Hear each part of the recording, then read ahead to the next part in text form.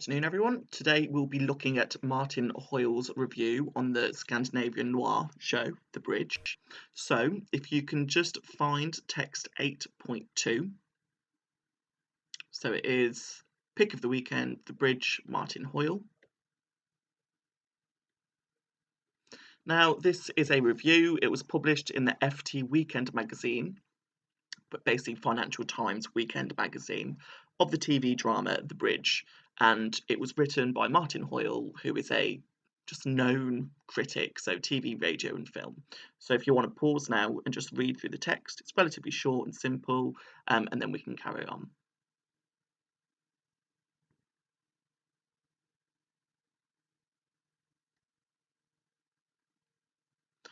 Right, we'll begin with the purpose then. It's relatively simple, this one. So the general purpose of a review is to offer an opinion, a critical appraisal of something. So obviously this is on the TV programme, The Bridge.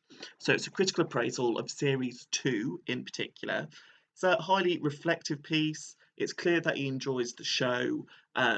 So again, the purpose is basically to emphasise how great this programme is and to emphasise how, this is something that people should be watching.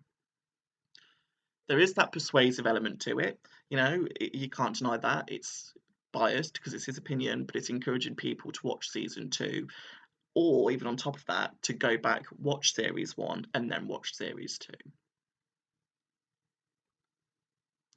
It's also informing those who don't have experience at the moment with Scandinavian noir, a genre we'll look at in a second. Basically, it's informative, so it's going to be saying, this is something new that you might not have experienced before, why don't you give it a go? And then finally, a bit more cliche, I guess, but it's very complimentary, so you could say it's praising the cast members and the writers and all the people who have worked together to make this programme.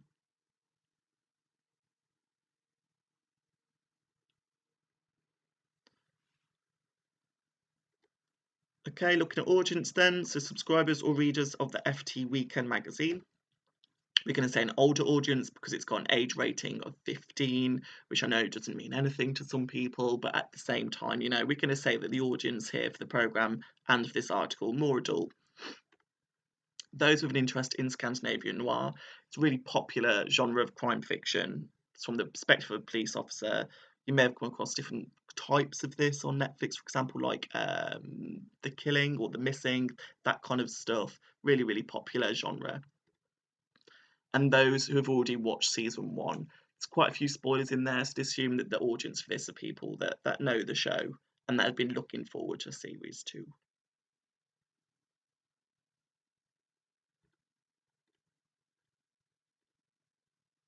Right, mode, so our text type, so obviously it's a review, it's published in the FT Weekend magazine. So the FT is Financial Times, which is the world-leading global business publication. However, this is a weekend kind of version of it, and it explores life and art and culture, so it's not as heavy as the usual Financial Times. Now, reviews as a whole, they offer critical and personal appraisals of stuff, in this case, a TV programme, so it's going to be quite biased, it's going to be critical. Normally, some positive, some negative, but this one I'd say is very, very positive. Very favourable. There is humour in there, although it's, some might not appreciate that humour. It's a bit distasteful at times. And then you've got this assumed shared knowledge of a particular subject. In other words, people reading this, the expectation is they've got some understanding of this TV programme. It's like reading, a review on the 7th Harry Potter. There'd be an expectation that you have some understanding of what the writer is talking about. Topicality then. So it explores the return of The Bridge for its second season. It gives an overview of the key events of Series 1 and how these have kind of transpired and influenced the plot of Series 2. Offers an insight into the two main characters and then their relationship, their dynamic and how they work together. And it's very complimentary by the end of the complex plot, themes and societal messages overall. So it ends with this kind of like this praise of how fantastic it is. And then context. So there isn't much out there on Martin Hoyle, if I'm being honest. He's a film critic, TV critic, just a writer who critiques, but more about the programme just so it makes more sense as to what he's talking about. So The Bridge, a Nordic noir crime television series. Again, so it's Scandinavian noir, it's that genre. The plot, so this is for series 1. It's basically a body is found on a bridge between Denmark and Sweden. So it's right on the border, and basically who takes responsibility? Both sides. So you've got a Danish Inspector Martin, Swedish Inspector Saga, and they have to work together to find the killer. So it's quite a nice premise there for a programme. It's broadcast on Swedish and Danish TV in autumn of 2011, and then the following spring in the UK. Since then, it has been shown in over 100 countries, I believe. So it's well known, it's a well-established TV programme. And then the second series came out in 2013, and in the UK 2014. But it has got a following. It is a popular programme. Just thing to notice here, it is a subtitle programme that might alienate some people from watching it. They may not want to do that, but the whole idea is if you're interested in this kind of genre, it's expected that it'll be subtitled.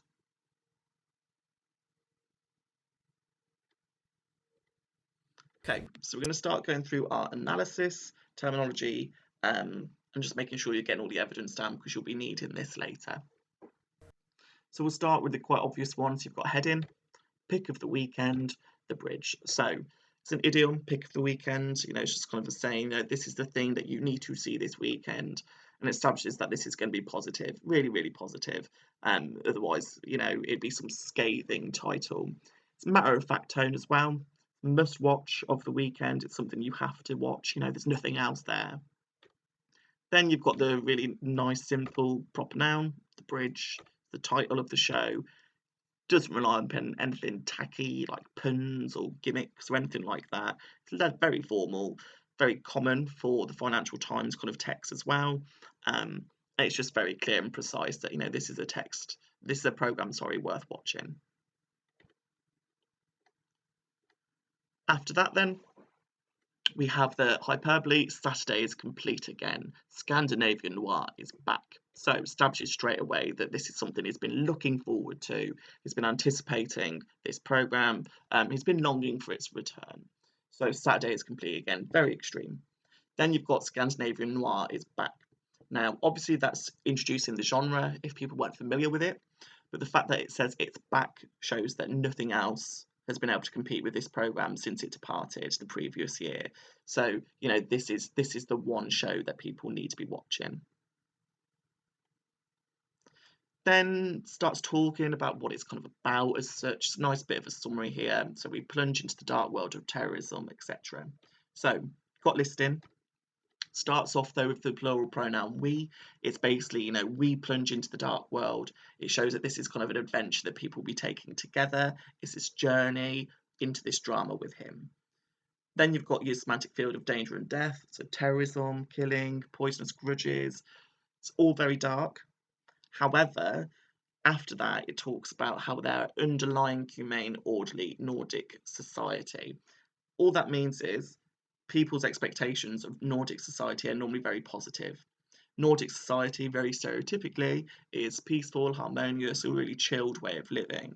However, beneath all that, basically what's being said is that there is a world of terrorism and killing and grudges. So it's creating that tension. So it's not what you think it's going to be. It's not this peaceful kind of programme. There's layers of tension and things aren't always what they seem. Okay, so after that, really, really simple one. So second season of The Bridge, BBC4, 9 PM. Now, parenthesis, obviously. It is a genre convention or a review, putting in these details. It's signposting to the reader, where they can actually find or watch this programme. And it signals the proposed audience as well. So 9 PM, suitable for older viewers. Then we talk with more kind of information as to what is actually happening now at the start of Series 2. So we've got some context in the previous bit about Series 1, but this is what the review is about, this particular episode of Series 2. So, an Erie when in apparently unmanned coaster crashes into under bridge. So, this bit says an unmanned coaster crashes into the bridge. So when we've got there, apparently, it's basically suggesting that, that isn't the case. It wasn't unmanned. This coaster, or as we say, ship, this boat, for example, there's something suspicious about it. So I've just put there that, a coaster is a coastal trading vessel. And it just adds to the ambiguity of it all. Apparently there was no one on this boat. Adds that sense of suspicion, something's maybe going to be investigated, and basically what the plot of the second series is going to be about.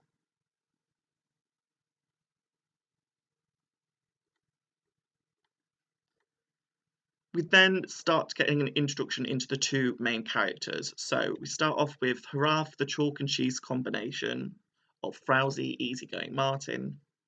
Now we're going to say that chalk and cheese is a collocation, so it's two words that are normally known to go together. So chalk and cheese is like a saying, we know that. So it's showing how there's big differences between these two characters. You've got Martin and Saga. So chalk and cheese, they're very different.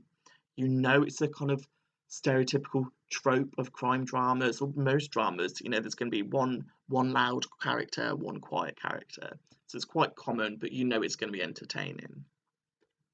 However, as we go on, so you've got Martin, who's easygoing, and then we have this description of Saga. So the unsmiling, briskly robotic, Aspergerish Saga.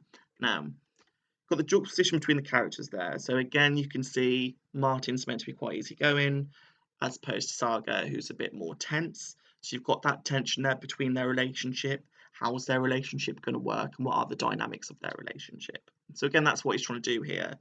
However, you could say, Hoyle's portrayal of Saga as Aspergerish. It is colloquial, it's casual, it's not formal language, but at the same time, it's not politically correct at all. So again, he should refrain from that kind of language there. It's not very sensitive. Get that he's trying to show, maybe, as he said, the robotic awkwardness of this leading character, but again, it could have been more kind of aware of his audience there. So you could talk about some audience responses. Right, we then move on. So we've got an esoteric reference here. So Martin is still recovering from the murder of his son by last season's mass killer. So got a reference back to now something that happened in the previous season. So it doesn't offer a spoiler alert here. That might annoy people like, well, but now I know that his son is murdered, etc. But I imagine if you hadn't seen the first series, you probably wouldn't still be reading at this point. But what it does, it adds another layer of subplot here, another source of contention for the character, and gives another level of all the things that the main character may be going through. So again, it's like, how will he deal with this? So adding on to that, how the killer is actually in prison, but it's still haunting him to the point of obsession. So metaphor, hyperbole, is showing again Martin is suffering. So even though his son's killer is in prison, he's still haunted by this. He can't let it go. So what does that mean for him? What is he as a character going to do? So Hoyle is showing that there's potentially going to be a lot more about this. So a lot more tension is going to be built throughout.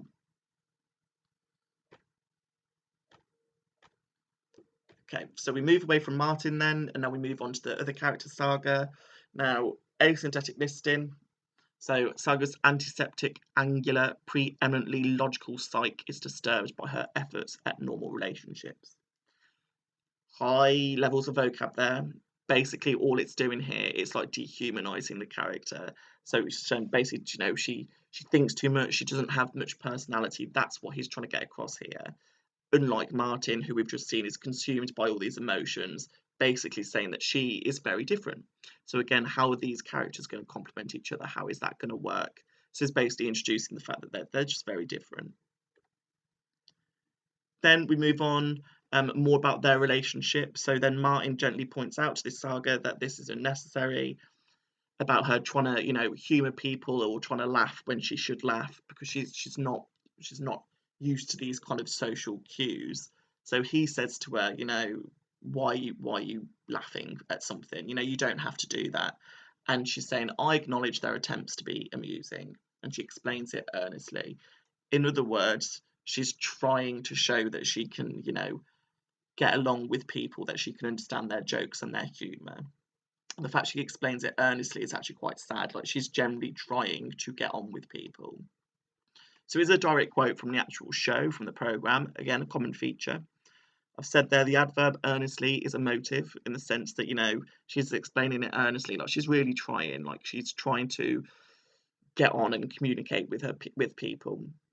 So it adds that other layer to a character. So what barriers will she overcome? What would her relationships with other people be like? There's loads and loads there. Basically just saying these characters have depth. They're not like two-dimensional.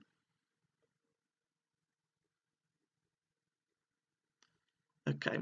So Saturday's brace of episodes is rich with subplots, vivid subsidiary characters, and a reminder that even mass terrorism can be rooted in the skew world picture of one unbalanced human. So triadic list to start with. Now, it's this excitement, it's literally this breathlessness of all the things that this program offers. So it's more than your stereotypical cliche drama. The fact you've got subplots, you've got other things going on, vivid subsidiary characters. In other words, there are these very clear minor characters who are important and that you care about. It's not just the two main characters. There's loads there to explore. And then you've got your reminder about mass terrorism. This is more than just a program. Maybe it's got a bit of a political agenda to it as well. Then we have the it's skewed world picture of one unbalanced human. So this extended metaphor about terrorism.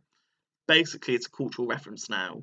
It's quite poignant for the fact that it's saying, you know, terrorism that you see on TV. Sometimes you see the stereotypes based on culture or religion, but here the truth of it all is that it's all because of one unbalanced human at times. So the fact that, you know, it's this one person's perspective of the world that can lead to mass terrorism as well. So it's basically trying to, you know, show that there's a political element to this as well. This program is exploring, you know, other areas of terrorism that can be kind of that happen. Right, we get to the end then. So it ends with this very you know, high vocab section. So we've got the common theme, connection, the failure to connect, the fear of abandonment and isolation, and the Nordic thriller's paradoxical juxtaposition of high principles and violent action, efficiency and murderousness. The dark is all pervasive. So even that vocab there, you can talk maybe about your audience there, maybe a sense of education. It's you know, stereotypical, but again, it's quite complex vocab. So at the end, what he's saying is that there are so many different layers to this program. So from abandonment to the failure to connect, to people connecting, to action, but people with high principles, and then people being efficient, but then people murdering. It's all very kind of contradictory across this whole thing, showing that there are different layers to this program, and maybe there's going to be something to appeal to everyone. Then ends with this very abrupt, short declarative sentence: the dark is all pervasive. It's quite solemn, it's very dramatic for it to end with, but it's like his own language is adopting the theme, the tone of this program. So it's obviously a very dark, very dangerous program. It's like his own voice here adopts the content of this program. So it might be nice to reference that in your concluding bit. So it's quite sinister, ominous, what's going to happen, but the fact that the dark is all pervasive, there is no escape from darkness, it is all consuming, and that the things that maybe you thought were good, like this Nordic society, that there are actually flaws to it and darkness.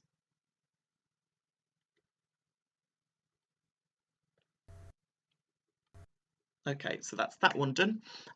So you question, how does Hoyle create a sense of voice through his review? So basically, what is his viewpoint? How does he feel? What does he think about particular characters? All that kind of, you know, that kind of analysis is needed in this one.